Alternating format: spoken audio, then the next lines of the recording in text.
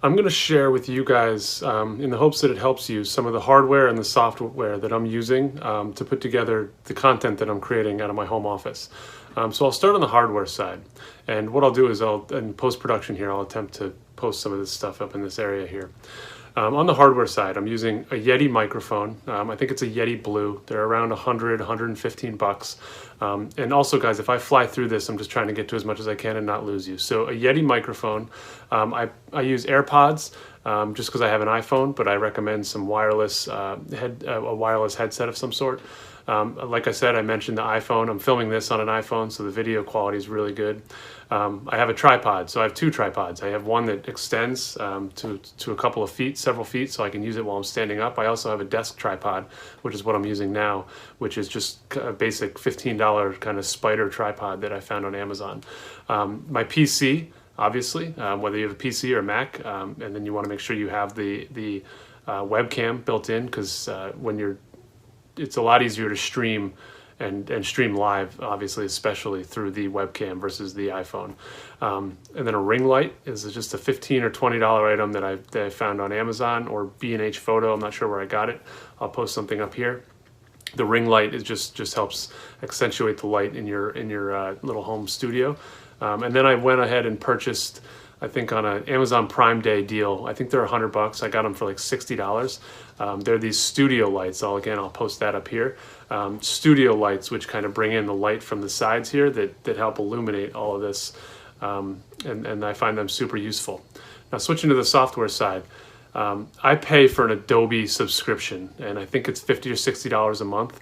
But if you don't want to pay, you can buy them individually. But I use Adobe Rush Premiere. I don't get into Adobe Premiere as much because it's a little bit more complicated. It takes a little bit more time. It comes with my subscription, but I use Adobe Rush Premiere, and I recommend Adobe Rush for those that don't have a ton of extensive experience in video creation.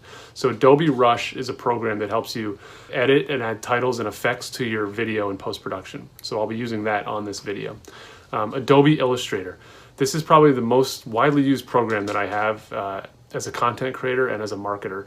Adobe Illustrator allows you to make vector graphics and all sorts of graphics that can be input on top of, which I'm using here, and titles, logos. Adobe Illustrator allows you to create all of that.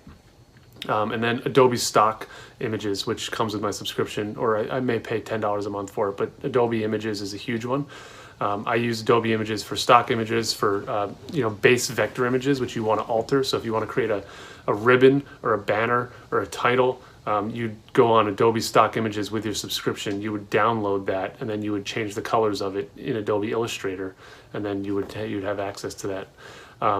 If you don't want to pay for an Adobe stock image platform and you need stock imagery, you can always use something called Unsplash, unsplash.com. So you can get some, they're a little bit more widely used. So you're going to see your stock images used throughout kind of the various, just media platforms, because it's free. So people go there to use it. But Unsplash is another option if you don't want to pay for Adobe stock images.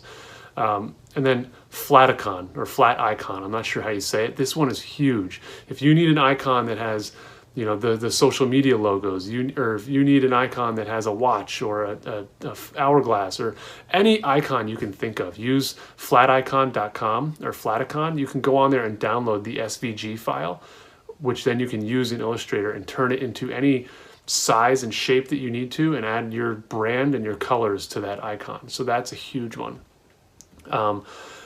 Then what I use for post-production video is a service called Subtitle. I love Subtitle. It's fantastic. It allows you to add subtitles to your videos, and you can create these subtitles in any form or fashion, font, look and feel you want. You can also add cool things like little timer bars that go across the bottom of the video. You can add your logo now. They've really put some really neat features in it. It's a subscription-based model. I think it's $20 a month for like 10 videos.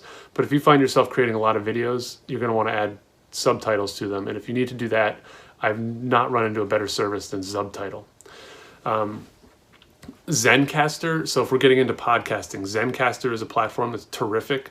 You can find a free option here, and it allows two people from remote locations to bring their audio together for a podcast recording. So Zencastr is a really good one. Finishing up here, going back to the podcast.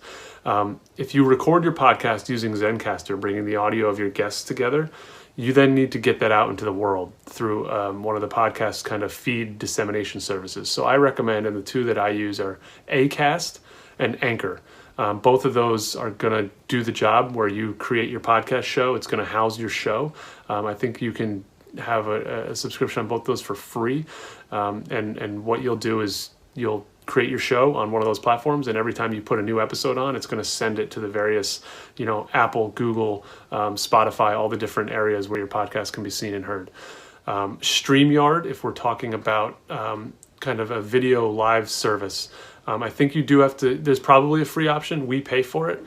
But if you do want the free option, it'll have obviously the StreamYard logo and stuff, but that's a terrific alternative to Zoom. It's a little bit more personal, and it feels more like a online television show than a Zoom meeting does. So I recommend checking out StreamYard. So look, that was 6 minutes. I hope that helps. Those are the hardware and the software items that I use to create content in my home office.